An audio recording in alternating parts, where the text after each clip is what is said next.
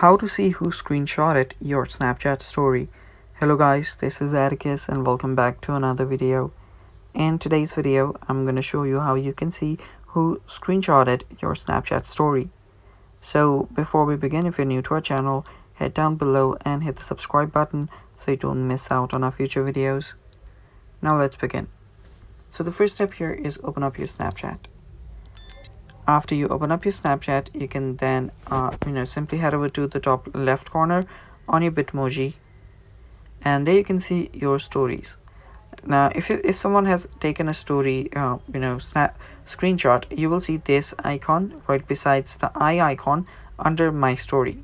You will see the two arrows facing other way, overlapping each other. That means that someone has taken a screenshot of the story. So if you want to see who has done that, you can open up your story, swipe up from there. You will see how many views you have, and you will see who has taken this screenshot as well. So on my second story, you will see this icon right besides the person that has taken the screenshot of the story. And that's how you see who screenshotted your Snapchat story. And that's it for today's video. Thanks for watching. If you're new to our channel, don't forget to hit the like button and subscribe. Stay tuned for more, and bye bye.